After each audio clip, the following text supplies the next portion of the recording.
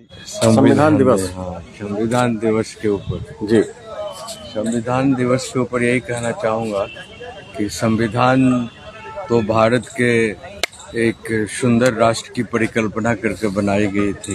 जी पूरी दुनिया से जो बेस्ट तौर तरीका, रूल्स एंड रेगुलेशंस होते हैं, जी सर। उसको संगठित कंपाइल किया गया।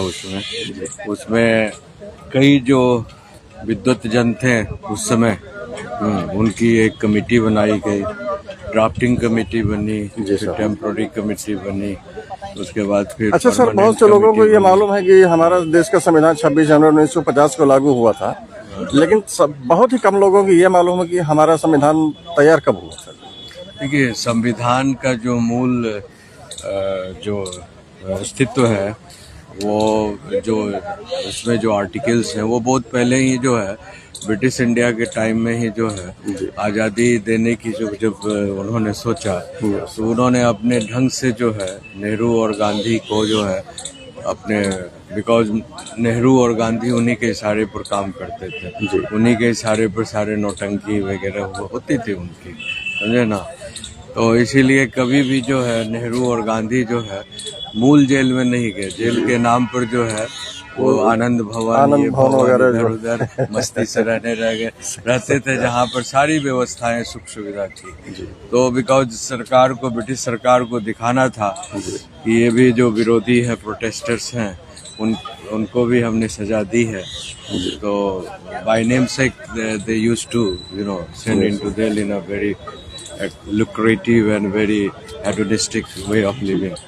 तो अब सवाल ये है कि संविधान का जो मूल सार था, सारगर्भ था, जो मर्म था, उसको जो है कांग्रेस के लोगों ने डिस्ट्रॉय कर दिया। खासकर नेहरू ने, गांधी, इंदिरा गांधी, राजीव गांधी ने सब मिलकर डिस्ट्रॉय किया। बाद में सोनिया भी आई तो मनमोहन सिंह और नरसिंह राव के थ्रू डिस्ट्रॉय किया। और उसमें जो जबरी जो है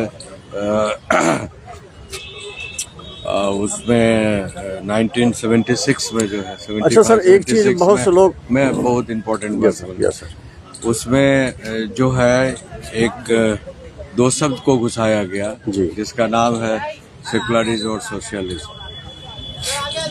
भारत जैसे देश में जहाँ वसुधैव कुटुंबकम की बात होती है, वहाँ सेकुलरिज्म शब्द की कोई जरूरत नहीं थी।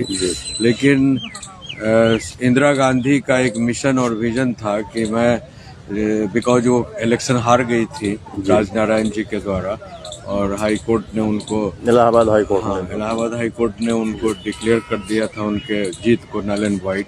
तो उन्होंने सोचा कि अब पता नहीं अब आएंगे या नहीं आएंगे, लेकिन जाते जाते ऐसे कुछ शब्दों को पिरो जाओ इस संविधान में जिससे संविधान की जो मूल स्पिरिट है वो खत्म हो जाए, और जो यहाँ के जो मूलवासी हैं, हिंदू समाज, हिंदू कम्युनिटी, उसके अधिकार भी वंचित हो जाए, खत्म हो जाए। तो उन्होंने जो है सेकुलर शब्द घुसाया, सोशलिज्म शब्द घुसाया उसमें जबरन, बिना कहीं से, बिना पार्लियामेंट के आदेश के या किसी कमेटी के आदेश के। जबकि प्रियम्बल, भारत के संविधान में लिखा हुआ है कि मूल जो प्रियम्बल जो है उसको कभी किसी भी शर्त पर नहीं बदला जा सकता, लेकिन उन्होंने जबरन उसमें डाल दिया और उसको छपवा दिया। और संविधान में पहले भगवान श्री राम, हनुमान जी, राम दरबार, उसके बाद गुरु नानक का और जैन मुनियों का, गुरु का, और ये भगवान बुद्ध का, सबका उसमें तस्वीर था रामराज्य के परिकल्पना के अनुसार। लेकिन नेहरू जी ने उन तमाम चित्रों को हटवा दिया। बाद में जब इंदिरा गांधी आई और नेहरू से लेकर राजीव और सभी ने मिलकर जो है सिर्फ हिंदुओं के जो स्थिति है उनको काटा, पीटा, तोड़ा, और मुसलमानों के, क्रिश्चियंस के फेवर में सब कुछ, ताकि वो, उनका शुरू से मकसद था कि हिंदुस्तान का बंटवारा जो है मजहब के आधार पर, हमने 1/3 जमीन तो पाकिस्तान को दे दिया, बाकी वो बांग्लादेश भी बनाया, बाकी जो बचा हुआ हिंदुस्तान है, इसीलिए बंटवारा 1947 में होने के बावजूद भी बाकी लोगों को उन्होंने रख लिया, कुछ ही लोगों को जाने दिया, और कि अपनी मर्जी से जा सकते हैं, जो सबसे बड़ा अपराध हुआ देश में। हाँ, उसके बाद वो जो लोग रह गए उनको फिर ये छूट दे दी गई कि आप यहाँ बड़े पैमाने पर जो है आपको लाइसेंस दिया जाता है कि आप कन्वर्जन माने हिंदुओं का धर्म परिवर्तन कीजिए, सनातनियों का धर्म परिवर्तन कर कर मुसलमान बनाइए, क्रिश्चियन बनाइए, और उन पर जो है मंदिरों पर टैक्स लगा दिया गया, मंदिरों के तमाम और मस्जिद और चर्च को छोड़ दिया गया। ये तरह की कई अन्याय जुल्म हुए, मंदिरों का जो लूटा और जो संपत्ति था, जो तमाम जो मुसलमानों ने कब्जा कर रखा है, उसके खिलाफ कानून बना दिया गया है कि कोई जो प्लेसेज ऑफ वर्शिप एक्ट के अनुसार उसको क्लेम नहीं कर सकते हैं। फिर वक्फ बोर्ड लाया गया कानून, और उसमें अमेंडमेंट कर कर ये जो है कहा गया कि जो वक्फ बोर्ड जहाँ जिस पर नोटिस कर दे, जिस स्थान पर हाथ रख दे, वो वक्फ बोर्ड का हो जाएगा। इस तरह के कई, जैसे मदरसा, जैसे जब सेकुलर शब्द है तो यहाँ पर रिलीजन के आधार पर जो है, धर्म के आधार पर, मजहब के आधार पर कोई मतलब स्कूल कॉलेज नहीं चल सकता। जैसे हिंदुओं का गुरुकुल को इन्होंने मिटा दिया था, बिल्कुल। ऑन द अदर हैंड इन्होंने मदरसा को और माइनॉरिटीज इंस्टीट्यूशन को धर्म के आधार पर प्रमोट करना, पैसे देना शुरू कर दिया। यहाँ तक कि जो है मौलवी मौलानाओं पादरियों को जो है चर्च को प्रमोट करने के लिए सैलरी, सरकारी सैलरी बांध दिया, समझे ना। स्कूल में जो अरबी फारसी पढ़ाने के लिए सरकारी सैलरी बना दिया। भारत देश में अरबी फारसी की क्या जरूरत है, बिल्कुल सही बात। लेकिन दरअसल इस देश के मिजाज को, इस देश के पूरे सिस्टम को बदलना था, तो उन्होंने सोचा कि भाई पूरा भारत को तहस नहस कैसे किया जाए, तो कानून बना कर, ताकि कोर्ट भी ये लोग जाए तो इनको कोई राहत ना मिले, जनता भी बौखला कर रह जाए। तो इस देश में समग्र आंदोलन की जरूरत है। ये जो कुकर्मियों के द्वारा, कांग्रेस के नेताओं के द्वारा जो बनाया गया जो मतलब मजहबी उन्मादी कानून है, जो हिंदुओं को अपने मूल अधिकार से वंचित करता है, मूल संस्कृति से वंचित करता है, और जो संप्रभु देश जब बना आज़ादी के बाद, जिसको सॉवरेन कंट्री कहते हैं, तो इसमें संप्रभु देश उसी को कहा जाता है जहाँ पर कोई भी गुलामी की निशानी नहीं रहे। हाँ, लेकिन यहाँ आप देखिए, कहने को तो संप्रभु देश है, लेकिन आज भी जो है बाबर, अकबर, हुमायूं, शाहजहां, सारे जो हमारे देश के इन्वेडर्स थे, जिन्होंने देश को लूटा कूटा, जजिया लगाया, धर्म परिवर्तन किया, मंदिरों को तोड़ा, लाइब्रेरीज को तोड़ा, तमाम को उन्हीं के नाम से आज भी जो है चल रहा है।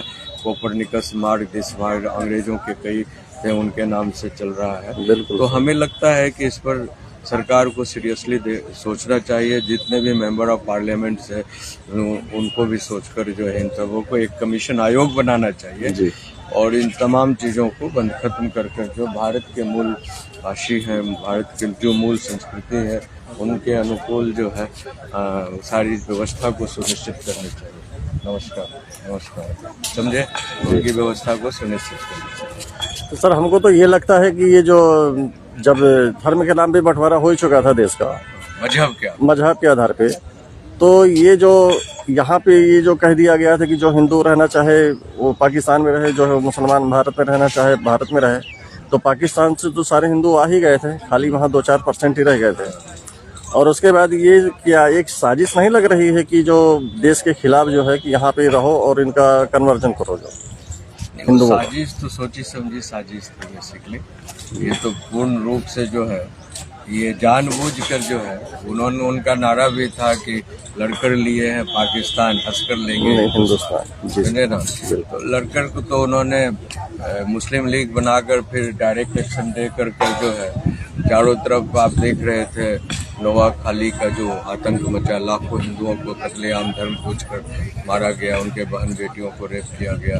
फिर कलकत्ता में डायरेक्ट एक्शन डे जिन्ना के द्वारा, शोहरत अली के द्वारा चलाया गया और उसके पूछ कर मारा गया, तो ये तो था कि पाकिस्तान के प्रति जो है नेहरू और गांधी का जो है एक साजिश था जिन्ना से मिलकर, और दोनों प्रधानमंत्री बनने के चक्कर में जो है देश का विभाजन किया। ठीक है, देश का विभाजन एक बार हो गया, तो जब आपने मजहब के आधार पर और मुस्लिम लीग बनाकर एक सर्वे करवा लिया, उसमें 99% मुसलमानों ने कहा कि हम हिंदुस्तान के साथ नहीं रहना चाहते हैं, हमारी जो खान पान इबादत सब कुछ अलग है, जी सर। उस आधार पर हम इनके साथ रह ही नहीं सकते, सब कुछ उल्टा है। तो फिर आखिर कौन सी ऐसी बात हो गई जो फिर से उनको रोक लिया गया कि जिसको रहना है रहो, जिसको जाना है जाओ। भाई ये बात रहना है जाना है तो ऐसे भी हो सकता है, तो फिर बंटवारा उस आधार पर, पॉपुलेशन के आधार पर जितनी जमीन थी, जितनी रिसोर्सेज थी देश का,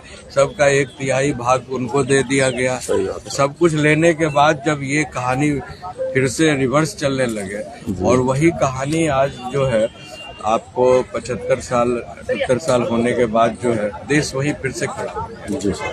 ये इतनी उन्माद और इतनी नफरत फैल गई है के द्वारा रोज बम ब्लास्ट होना शुरू हो गया है और वो फिर से कहते हैं कि हमें एक और पाकिस्तान चाहिए। एक पाकिस्तान संभल नहीं रहा, एक बांग्लादेश संभल नहीं रहा, एक अफगानिस्तान संभल नहीं रहा। जहाँ 56 देश बना, एक भी देश आपस में सही से रह नहीं रहे, भीख मांग रहे कटोरा लेकर पूरी दुनिया में। और इनको भारत से एक और देश चाहिए, समझे? जो है वो तो संभाल ले, बिल्कुल सही। और हिंदुस्तान में जितनी जो है खूबसूरती है लोगों में आपस में जो बेहतरी रहने का है, वो कुछ दुनिया के किसी भी इस्लामिक देश में जो यहाँ पर कानून जो है, तबलीगी जमात देखिए जो केवल नफरत फैलाता है। तबलीगी जमात को अरब कंट्री में बैन कर दिया गया, लेकिन हिंदुस्तान में चल रहा है। हाँ, और लेकिन जबरदस्ती अरब जहाँ से इस्लाम पैदा हुआ वहाँ बैन कर दिया गया, लेकिन हिंदुस्तान में जबरन चल रहा है। मदरसा बोर्ड जो है कोई इस्लामिक कंट्री में नहीं है, हिंदुस्तान में वक्फ बोर्ड वही मदरसा भी नहीं है, वक्फ बोर्ड भी नहीं है वहाँ, यहाँ जबरदस्ती चल रहा है, जबरदस्ती कर रहा है। तो ये सवाल है कि इस्लाम, ये जो आपने बताया कि संविधान का, संविधान दिवस में संविधान की जो खूबसूरती थी उसको नष्ट भ्रष्ट किया गया है।